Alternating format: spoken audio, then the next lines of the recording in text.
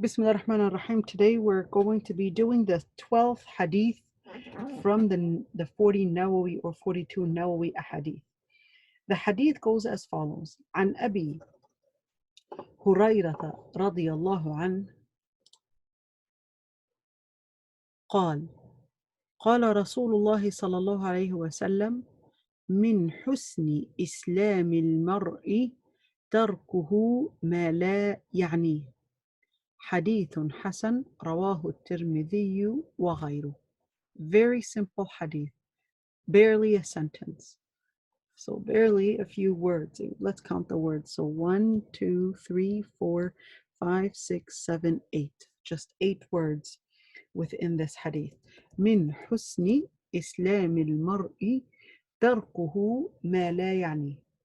من حسن إسلام المرء تركه ما لا يعني.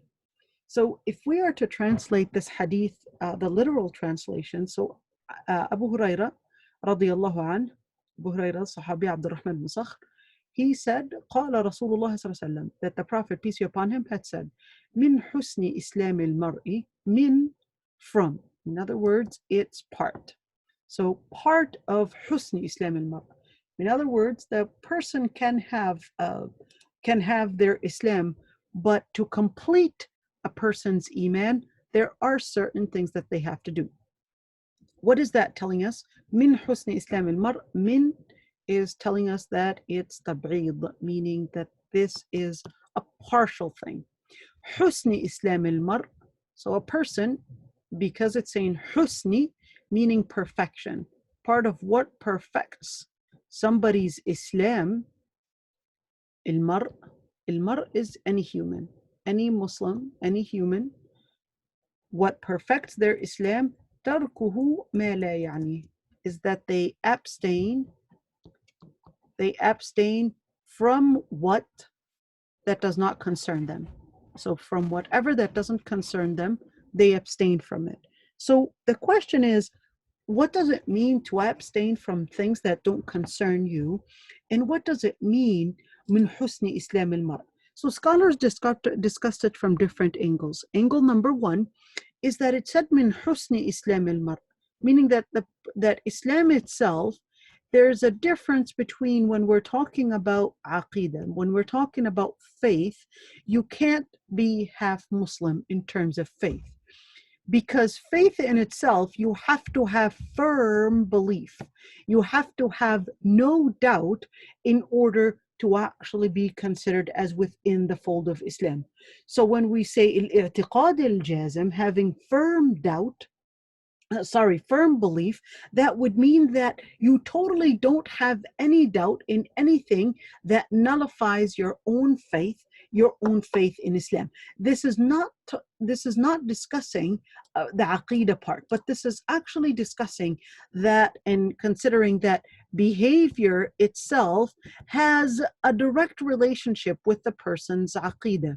So the person's aqidah can actually be influenced by the person's behavior, and they actually go both together. So if you want to improve your own Islam, well, there's something that you have to work on, which is your behavior, which is why a lot of the Anbiya, a lot of the prophets were talking to their nation and discussing different behaviors in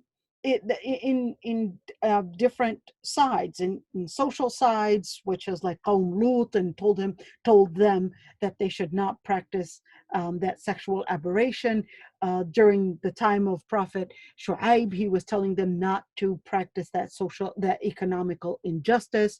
And you had Prophet Nuh alayhi salam was telling them to abstain from practicing idolatry, and the list goes on and on. So when we speak about behavior, min husni Islam al-mar, when we speak about behavior, the part about husni Islam al-mar is telling us that behavior can at many times affect our aqidah without us realizing. So here Allah subhanahu wa ta'ala, the Prophet is actually telling us that what perfects a person's Islam is one, and it starts from tarkuhu ma la yani. It starts with a person's behavior itself being connected to how they consider their time.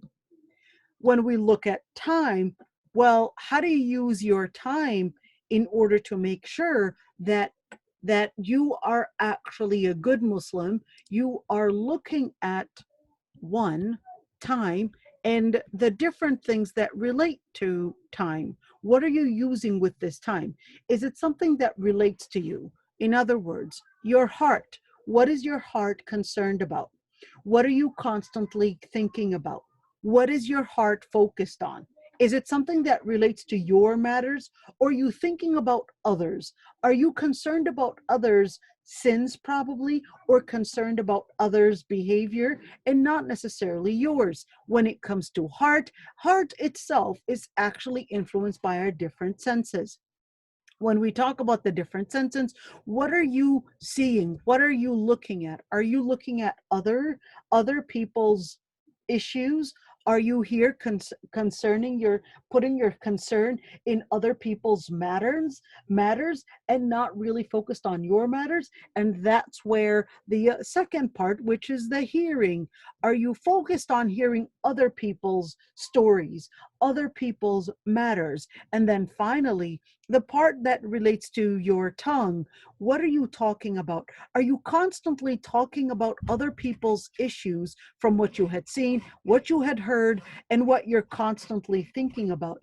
In other words, in order to approve somebody's Islam, it actually starts with how do you make use of your time? What are you doing with your time? How do you use that time in order to improve your Islam? You actually need to make sure that you're using your time wisely. And that way, once you empty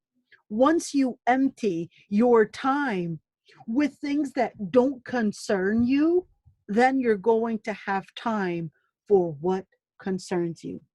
When you empty your plate and you're not talking about people or not talking about things that relate to you, or you're not looking at things that don't relate to you, or you're not hearing about things and stories about people for things that don't relate to you, then your heart is going to have time for dhikr, طلب العلم. Let's see. So for dhikr, for طلب العلم, for tazkiyah. When a person empties and uses their time wisely, that's when they'll have time for all those sides. Dhikr, طلب العلم, and tazkiyah. Well, a number of things that we must note about this hadith is that the Prophet ﷺ actually mentions this hadith, and there are other hadith that support the same idea when we're talking about this hadith, where the Prophet ﷺ himself actually said, "Man kana yu'minu billahi wal yawm al-akhir falyaqul khayran أو ليصمت ومن كان يؤمن بالله واليوم الآخر فليكرم جاره ومن كان يؤمن بالله واليوم الآخر فليكرم ضيفه." This hadith is actually narrated by Bukhari and Muslim. What does it mean? The Prophet ﷺ said, whoever believes in Allah and Judgment Day, let them say what is good or stay silent. وَمَنْ كَانَ يُؤْمِنُ بِاللَّهِ وَالْيَوْمِ الْآخِرِ, and who believes in Allah and Judgment Day, فَلْيُكْرِمْ جَارَهُ, then let them be hospitable to their neighbors. And whoever believes in Allah and Judgment Day, فَلْيُكْرِمْ ضَيْفَهُ, then let them be hospitable to their own guests. When we look at this hadith, we see that this hadith, as the Prophet ﷺ was actually giving us those adab to help us maintain our Islam,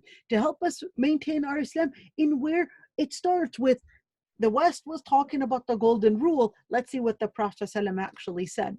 The hadith says, عن أنس بن مالك عن أبي حمزة أنس بن مالك خادم رسول الله صلى الله عليه وسلم عن النبي صلى الله عليه وسلم قال لا يؤمن أحدكم حتى يحب لأخيه ما يحب لنفسه. This hadith was narrated by Bukhari and Muslim, that the Prophet صلى الله عليه وسلم, Anas ibn Malik narrated that the Prophet صلى الله عليه وسلم said لا يؤمن أحدكم, meaning your iman will not be perfect, would not be completed, will not be straight, حتى يحب لأخيه ما يحب لنفسه, unless you love for your Muslim brother or sister what you love for yourself. they speak about golden rule. Well, here's the golden rule that the Prophet ﷺ actually said, that your own iman would not be perfect unless when you share, when you give, when you deal with others, that you deal with others in the same way that you want others to deal with you. But of course, when we look at this hadith, the question that rises is, so what about the issue of ordering for what is good and forbidding what is bad? Generally speaking, Allah subhanahu wa ta'ala says, وَلْتَكُمْ مِنْكُمْ أُمَّةٌ يَدْعُونَ إِلَى الْخَيْرِ وَيَأْمُرُونَ بِالْمَعْرُوفِ وَيَنْهَوْنَ عَنِ الْمُنْكَرِ. This hadith does not contradict that you actually give the da'wah to um, to order others to do what is right and forbid them from doing what is wrong. Why? Because another ayah tells us, وَلْتَكُمْ مِنْكُمْ أُمَّةٌ يَدْعُونَ إِلَى الْخَيْرِ. Let there be a nation, let there be a group of people, let there be within the ummah, أُمَّةٌ يَدْعُونَ, أُمَّةٌ يَدْعُونَ, a group of people that are calling for what is good, and يَأْمُرُونَ بِالْمَعْرُوفِ, and they would order others to do the right thing, وَيَنْهَوْنَ عَنِ الْمُنْكَرِ, and forbid others from doing what is wrong, from wrongdoing. And this is an ayah actually in Surah Al Imran. Now when you look at that ayah, it doesn't contradict this hadith, because it is part of your concern that you order for what is good and you forbid what is evil. It is part of your duty. It is part of your matters to actually do order what is right and forbid what is wrong. In other words, what is right now happening is that many people are using the word "don't be judgmental" as a way, or the sword, to fight every single person that is ordering for what is good or forbidding what is evil. Always that sword is right now put at every single Muslim that is saying, dear Muslim sister or Muslim brother, I agree that when you want to give the da'wah, even Allah subhanahu wa ta'ala actually said, وَلَوْ كُنْتَ فَضًّا غَلِيظَ الْقَلْبِ لَانْفَضُّوا مِنْ حَوْلِكَ. The Prophet ﷺ was told by Allah subhanahu wa ta'ala, if you were hard-hearted, غليظ القلب, لو كنت فظا, if you were very rude, if you were very very, what is فظ? الفظ is when you are very harsh in the way that you give your da'wah, or even hard-hearted, which is a way to say that you were very rude, you were looking at people and looking at others in the condescending way. Then فَضُّ مِنْ حَوْلِكَ, people would have repelled away from you, people would have ran away from you, no matter what kind and what you are preaching and what you are teaching, even if it is the right thing, even if it is good. The method, if you use the method that will let others' hearts feel that you are belittling them, they're going to expel, they're going to leave you. There's a difference between the method and saying that there is absolute truth, or this is right and this is wrong. What is right now being used at every single Muslim that says, hey, this is halal and this is haram, is that you are being judgmental. The word "you're being judgmental" actually comes from a totally different idea or philosophy than the Muslim philosophy. The Muslim philosophy considers there's absolute truth, and there is an order, an obligation that we have to order for what is good and forbid what is evil. The idea of "don't be judgmental" comes from the philosophy of postmodernism, that considers that there's no such thing as truth and everything is relative.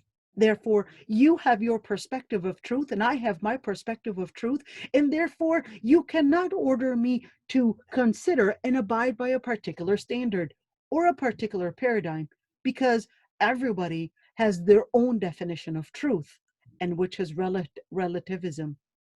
And when we look at that in Islam, that word of "don't be judgmental" is at many times used by many Muslims and not understanding where and what and where that idea traces back to and what that idea entails and the implications on a Muslim in a Muslim society and a Muslim individual in where people are going to abstain from ordering what is right and ordering what is or forbidding what is wrong. And then the word haram police is always used as a way to tell us, don't tell us what is right and what is wrong. In Islam, ordering for what is good and forbidding what is evil is actually part of Muslimhood, Muslim brotherhood and sisterhood in Islam. And that is why Allah subhanahu wa ta'ala actually says in Surah Al-Tahrim, يا أيها الذين آمنوا قوا أنفسكم وأهليكم نارا وقودها الناس والحجارة. يا أيها الناس, O people, يا أيها الذين آمنوا, O you who believe, قوا أنفسكم, protect yourselves and your families from a blazing fire, وقودها الناس والحجارة, in where its own fuel is people and stones. People and stones. And who is Allah subhanahu wa ta'ala directing the words at? Allah subhanahu wa ta'ala is directing the words as to the believers, in where it tells them the most important fact, the most important idea, which is that you protect your family, you protect those that you love, those that you're concerned about, your own family, your own wife, your own daughter, your own brother, your own sister. All that is with going, and all that is within the word ahlikum, your own families. And here, how do we actually protect our families and our loved ones from the blazing hellfire?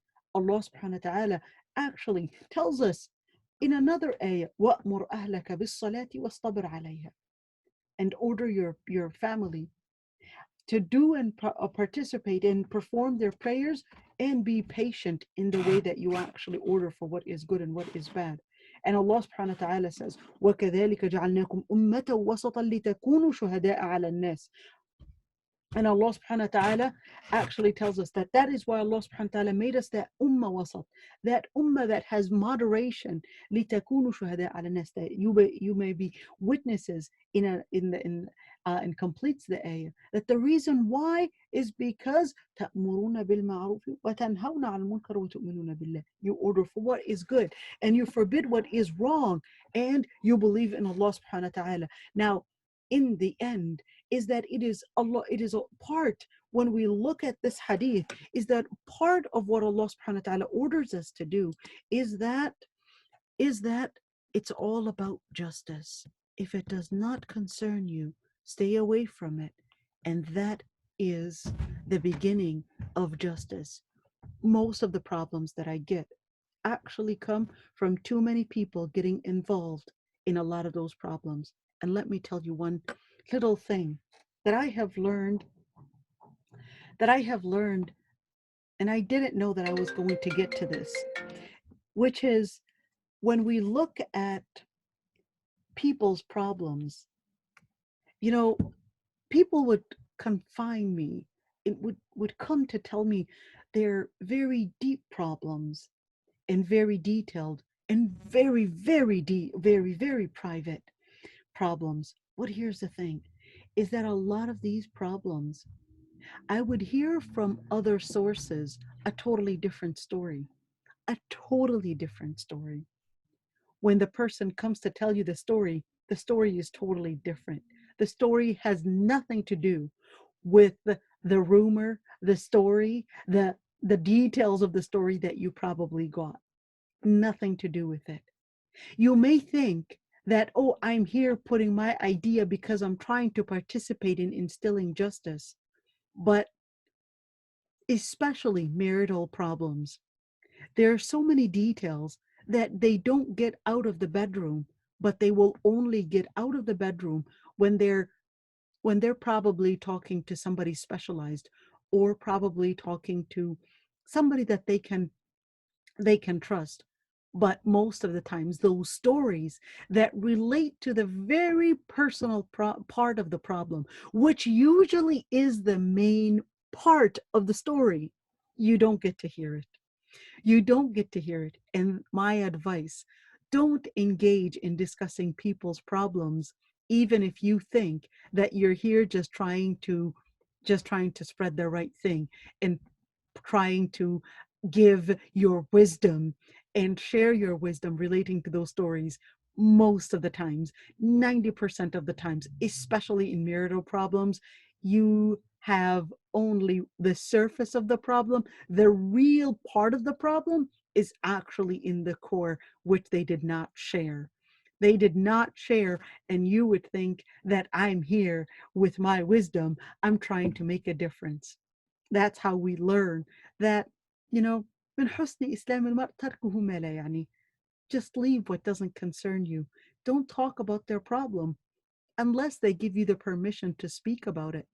Don't talk about what relates to other people unless you have the ability to probably fix something and you are able to get into the problem and they're accepting it. Now, the other part is that when we look at the different problems out there, you know, when we speak about people's problems, Allah subhanahu wa ta'ala says, لا يحب الله الجهر بالسوء من القول إلا من ظلم. That Allah subhanahu wa ta'ala does not like, or Allah subhanahu wa ta'ala dislikes, that people would announce the evil unless unless though they were oppressed. But who do they share it with? They only share it with people that are specialized. It's not a friend. It's not an issue about ventilating, but it's an issue of seeking a wise, and especially if it's a religious advice or somebody that is specialized to uplift the hardship that you're going through. But to share it left and right in order to ventilate, well, you got to remember how Allah subhanahu wa ta'ala actually said for the women, فَالصَّالِحَاتُ قَانِتَاتٌ حافظات فالصالحات قانتات حافظات للغيب بما حفظ الله. Allah subhanahu wa ta'ala says about women that the pious women, قانتات, they're salihat, they consider, they go back to Allah subhanahu wa ta'ala's definition of truth and justice, qanitat, and they also take a time to be spiritual with Allah subhanahu wa ta'ala and connect with Allah subhanahu wa ta'ala. Hafidatul lil ghaib. Hafidatul lil ghaib is that they preserve their husband's privacies. Why? Because they know that other people don't have the right, don't have the right to get involved in the husband's privacies. The husband's privacies includes the things that he might do wrong at home. You're the only one that sees that he probably has this or that bad habit or bad manner, or he probably might do something wrong. Or people in the public area, they see him as a good man, etc. And then you go out sharing the realities or probably how he is at home. Nobody knows that but you. So that's why Allah subhanahu wa ta'ala says, حافظات للغيب, that they preserve their husband's privacies. They preserve those privacies that no one has the right to see, that no one has the right to talk about, that no one has the right to witness. And witnessing is not necessarily in seeing, but also hearing about it. It's من حسن إسلام المرء تركه ما لا يعنيه also includes that you don't share others' privacies to people that don't have the right to overlook them. That's the same part of that حافظات للغيب, that you share. When you share those privacies, then you had definitely broken the trust that Allah subhanahu wa ta'ala actually put between you and your husband. Allah subhanahu wa ta'ala says that هن لباس لكم وأنتم لباس لهن, that they're garments to you and you are garments to them. What is a garment? A garment does a few things. Number one, it gives warmth. Two, it also gives zina, it gives beautification.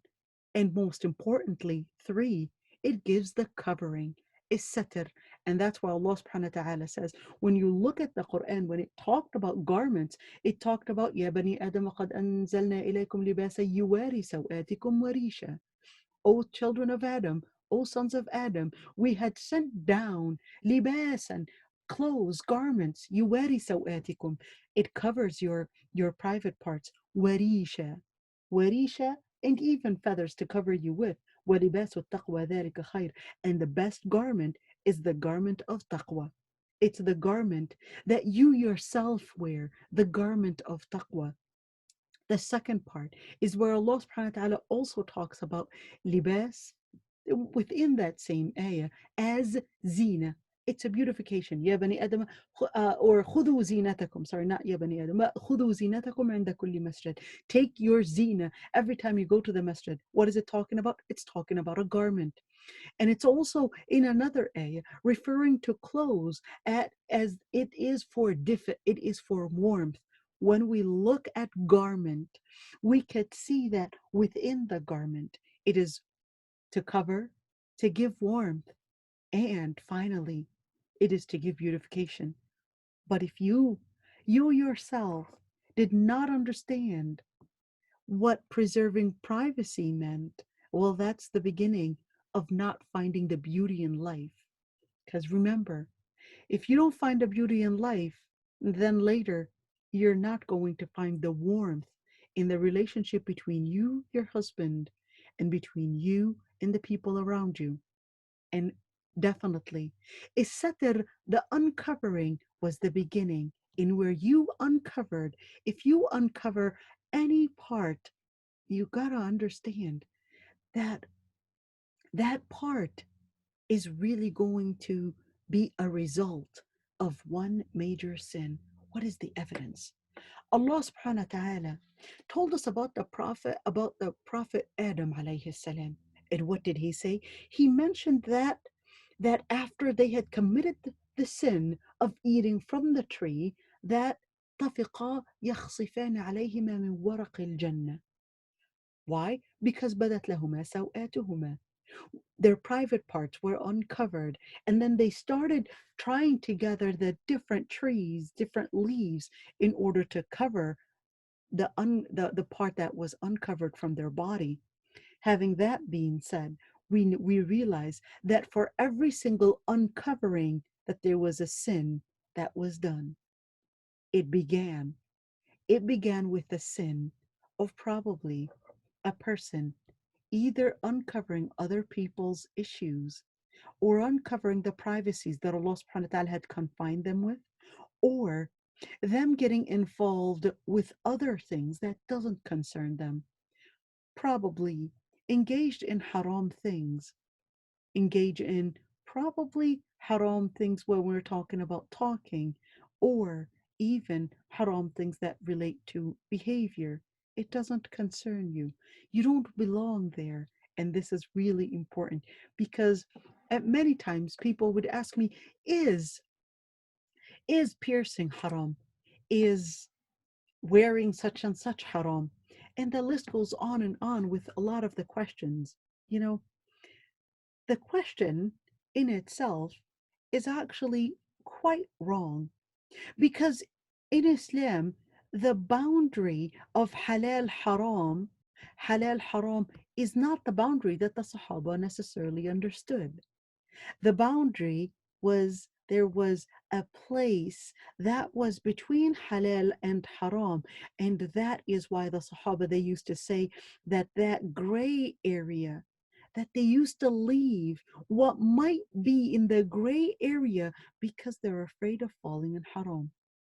In another one, in another part is where that gray area, which later is called al-muru'ah. What is al-muru'ah? Al-muru'ah is a different manner. The matter of muru'ah, the manner of muru'ah is an honor. That although something might be halal and not haram per se, that you don't want to dishonor yourself by being or feeling that you're part of a different group. Probably part of a deviated group, maybe fasiq, maybe a bad Muslim, maybe a non-practicing Muslim. Why is that even an issue? Because that will rub eventually on your heart and it will start affecting how you feel about yourself, and later your behavior will fall and follow along with how you feel about yourself. If you feel and you start practicing that lack of muru'ah, that lack of honor What is muru'ah? Muru'ah is when you imitate not the best of the best, not the salihin. That's the lack of muru'ah.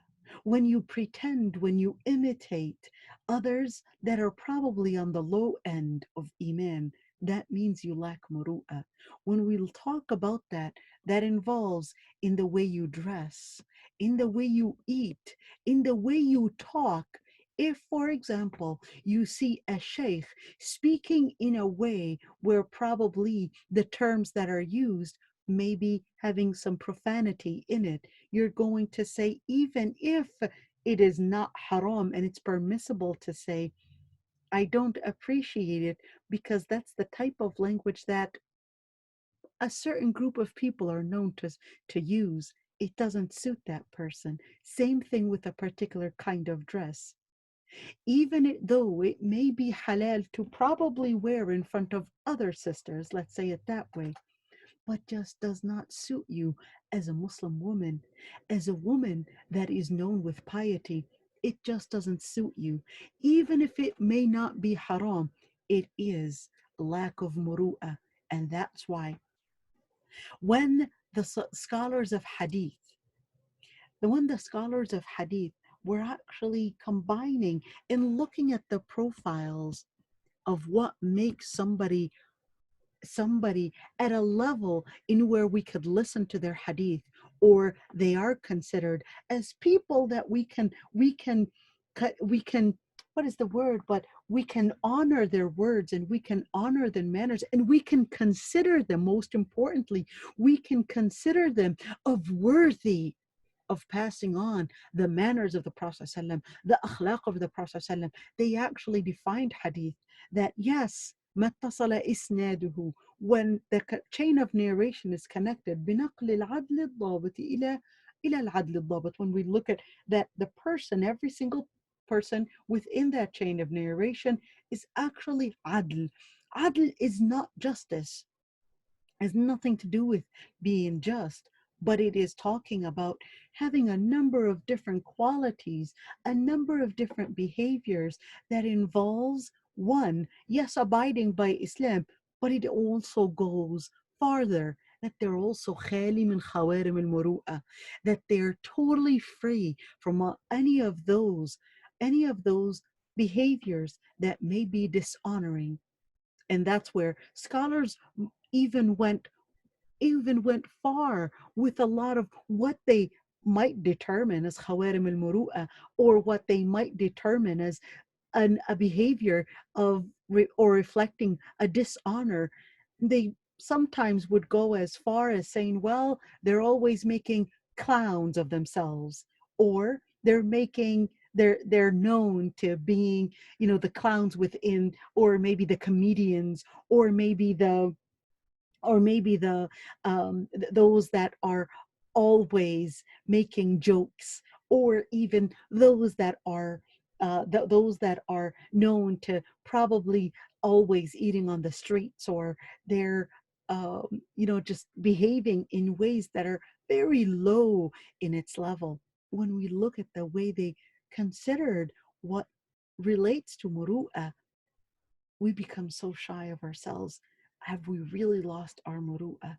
If we can't even be those that can have that muru'ah, did we really learn how to stay away from what doesn't involve us in order to maintain good akhlaq? Good akhlaq. This hadith is actually one of the most important ahadith that actually teaches the adab, teaches the manners, in where some scholars like Ibn Rajab actually said, and Ibn Rajab is one of those scholars, although died early, he died actually in his 40s, but he actually says, هذا الحديث أصل من أصول الأدب. This hadith, it actually begins here. This hadith أصل من أصول الأدب. It is actually a foundation. It is a main foundation for instilling behavior, for instilling high manners. And another scholar, Hamza al-Kinani, he actually said, هذا الحديث ثلث الإسلام. This hadith is actually 1/3 of Islam. Ibn Abd al-Barr, one of the major scholars of in Morocco, actually said كلام هذا صلى الله عليه وسلم من الكلام الجامع للمعاني الكثيرة الجليلة في الألفاظ القليلة وهو ما لم يقله أحد قبله. He said, this hadith is one of those very short phrases to a hadith, but you can learn so much from this. You can learn so much from it, and it combines so many beautiful foundations of beautiful foundations in very short words and very few words, the most important basis for different matters. And he said, no one ever said this before him. Ibn Hajar al-Haytami, not al-Haytami, but al-Haytami, said, وَهَذَا الْحَدِيثُ رُبْعُ الْإِسْلَامِ. This hadith is 1/4 of Islam. Abu Dawood says, بل هو نصف الإسلام. In fact, it is half of Islam. In fact, this is everything about Islam. Everything about Islam is that you don't engage in what does not concern you. You don't engage in what doesn't relate to you, because that's what Islam is all about. It's about preserving your time and making use of what you eat, what you say, what you drink, what you hear, what you behave in. If it doesn't relate to you, then stay away from it. And that's what's going to give you the time to improve your spirituality, the time to improve your mind and your education, and the time to improve even your behavior so that it would not engage in the wrong things. Now, when we look at this hadith, it actually teaches us that going and engaging in il-fudul is basically matters that are beyond your concern, is what is actually the beginning of preserving your life and your akhirah. It's about preserving your life and your akhirah. It starts there. Umar ibn Abdul Aziz. Umar ibn Abdul Aziz, who was actually the great grandchild of Umar ibn al-Khattab. He says, من عد كلامه من عمله قل كلامه فيما لا ينفعه. He said, whoever would consider that their words are part of their actions, قل كلامه فيما لا ينفع. Then the words that they speak that is not beneficial is going to, by default, is going to lessen. Why? Because they wouldn't understand that the words are part of their actions, and therefore they're going to reduce the amount of talk that they engage in matters that does not concern them. Al-Hasan al-Basri also said, Al-Hasan al-Basri, and by the way, believe it or not, but Al-Hasan al-Basri actually is brought up by Salama. Look at this. Al-Hasan al-Basri, Salama, the Prophet ﷺ's wife, Al-Hasan al-Basri would be under the care by Salama. So Salama was acting as the nanny for Al-Hasan al-Basri. So because his mother would go out to work, Al-Hasan al-Basri as a young boy would actually be left at Salama's home, and she would be the one to teach him. And Al-Hasan al-Basri would say, it took me 40 years for me to discipline myself until finally my nafs disciplined and it started doing what I needed it to do. He says, علامة إعراض الله تعالى عن العبد أن يجعل شغله فيما لا يعنيه. One of the signs that Allah subhanahu wa ta'ala has deserted you, in other words, left you, in other words, Allah subhanahu wa ta'ala has left you, is that Allah subhanahu wa ta'ala, you will see that particular person actually أن يجعل شغله فيما لا يعنيه, that person would be so busy with issues that do not concern him. وقيل من سأل عما لا يعنيه سمع ما لا يرضي. If you ask things about things that don't concern you, you're going to hear what you're not going to be content of. It's not going to be soothing. You're going to hear others probably bashing you or probably harming you because you put yourself in other people's businesses. Now, when we look at all those different things, we learn one thing. One, that this is to increase our knowledge, to increase our time, to increase our own spirituality. Shafi'i said. Shafi'i is one of those scholars that from a very early age, he was actually of at the feet of major scholars, and most importantly, Imam Malik. He says, ثلاثة تزيد في العقل. He said three things will increase your aql, will increase your mind, will increase your ilm, will give you the time to increase your maturity. مجالسة العلماء, sitting with the scholars. Two, مجالسة الصالحين, sitting with the صالحين. And finally, ترك الكلام فيما لا يعني, leaving and abstaining, talking about things that do not concern you. And this is really important. In order to give you that maturity, in order to give you that wisdom, you have to find time to sit with the ulama, although, yes, indeed, it is hard for us women to sit with a lot of those ulama because a lot of the ulama happen to be male, but you can at least spend time by listening to their lectures. Their lectures are available online. And this is part of mujalasat al-ulama. Mujalasat al-ulama is simply taking the time to listen to their ilm, is simply using your time to listen, because the more you listen, the less you'll speak, the less you'll talk, because you can't do both at once. Mujalasat al-salihin. Mujalasat al-salihin helps you grow in your spirituality, because those salihin would help you see the sins that you may not realize. And finally, how do you get to mujalasat al-salihin and mujalasat al-ulama? It actually starts from tarkul kalami fima la yani. When you leave, in your engagement in talking about things that don't concern you, that don't relate to you. How do I teach myself how not to talk about what that doesn't concern me? Reduce the number of times that you say she said, he said, or the word said or say, because once you start using that verb and all those different parts of it, then you're going to know that you're engaging too much in talk and engaging too much in conversations that don't relate to you. Unless you're talking about the Prophet ﷺ said, then that's a different story. Now, when we look at this hadith, we learn abstaining from things that don't concern us.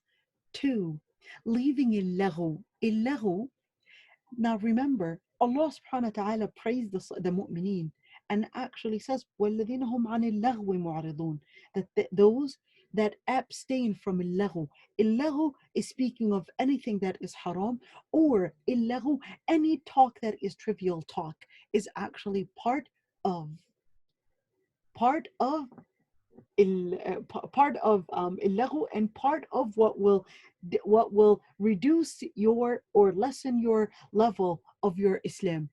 And here, part of what reflects your Islam getting better and you going on the higher rank is when your tongue, when your speech is actually a speech that has ilm, that has matters, wisdom, that is away from people's life, away from people's lifestyle, away from people's concerns. Don't talk about other people's issues. Mind your own business.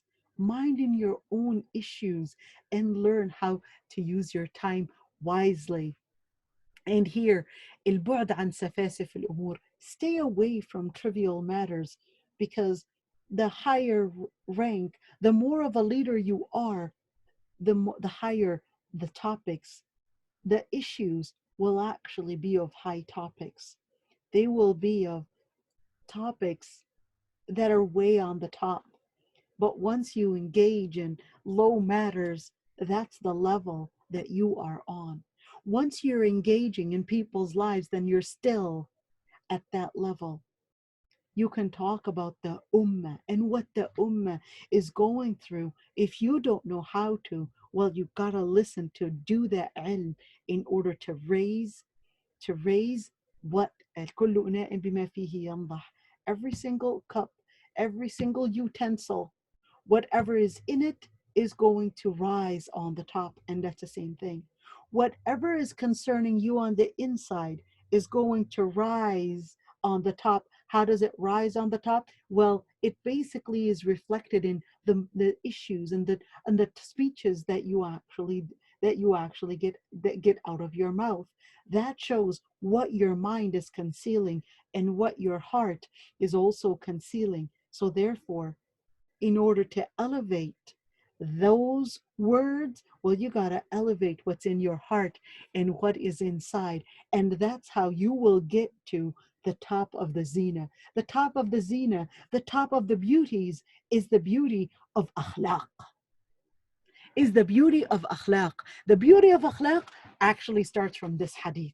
And wasallam ala Sayyidina Muhammad. So we'll answer some questions here. I know Zainab, you said ummatan wasata. Is there other tafsir other than wasata? I recall it meant middle, but it means greater. Arab use wasata to say great. Can you clarify? So the ummatan wasata, it involves al-umma al-wasat. Some scholars said that Umma Wasat, it relates to the beginning of it geographically. Others said that no, Umma al-Wasat, meaning moderation, meaning that it's not into the very extreme, and it's not very la ifrat wala tafrit, basically not it's in between the two extremes in terms of legislature. And some scholars said Ummatan Wasata, ummatan wasata, in terms of the time lapse in history, so that throughout history we have a long time in history, and then the Prophet ﷺ actually said bu'ithtu ana was-sa'ati kahatayn, that the Prophet ﷺ was sent very close along with Isa'a. So in terms of time, that it's more towards the middle of time, in where it's not the beginning of time and it's not at the end of time. So it's ummatan wasatan litakunu shuhada'a 'ala an-nas. So then litakunu shuhada'a 'ala an-nas, meaning that you would be witnesses for the generations to come, based on that tafsir. So like I said, ummatan wasata, it depends on the context, and even scholars actually used different interpretations for what does it mean to be wasat. Um, there's Have you heard the story? Another question says, have you heard before the story of the Sahabi that made fun of other Sahabi and caused him to be sold just to joke around? Is that story authentic? And is that khalal fil muru'a, and joking and laughing? So the story, I do remember the story.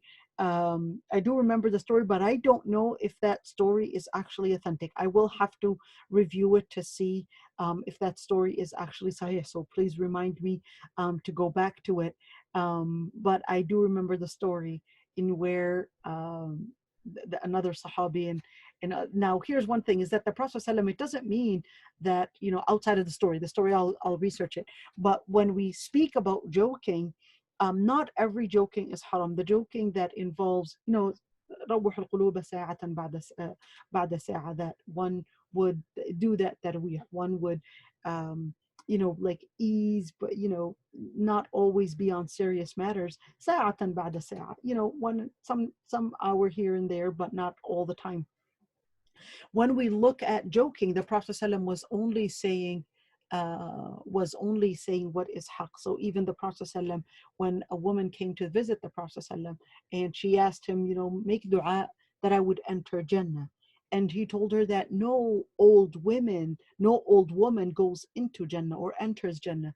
So then she went crying, and the Prophet ﷺ tells her the ayah that was revealed, inna ansha'nahunna insha'a faja'alnahunna abkara, that they will be recreated again, and that they will be virgins, and that they will be young. So when we look at that ayah, the Prophet ﷺ, in another story, a man comes, a woman actually comes to the Prophet ﷺ and says that my husband is inviting you over. And the Prophet ﷺ says, oh, is he the guy that has white in his eyes? And she said, no.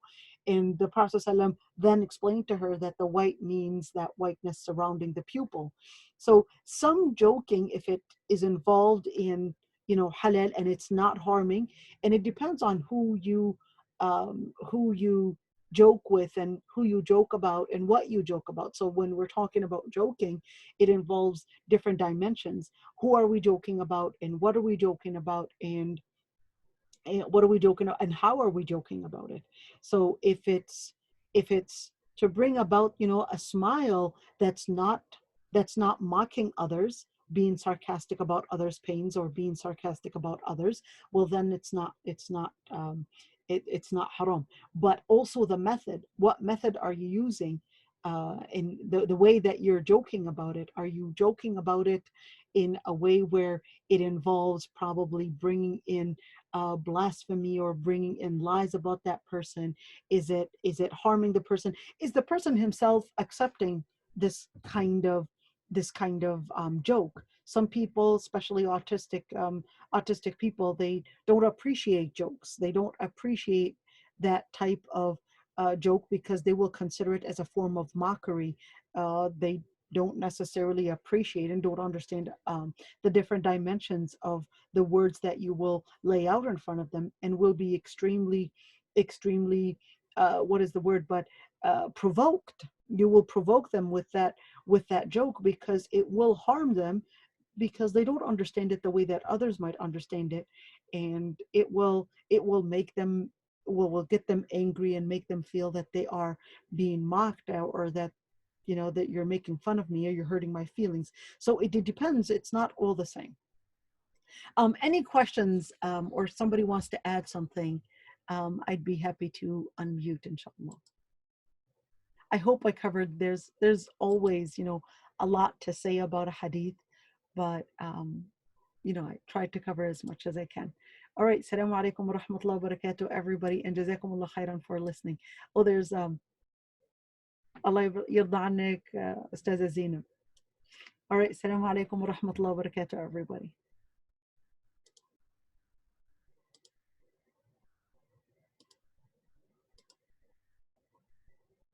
Allah yirda annik. Assalamu alaikum.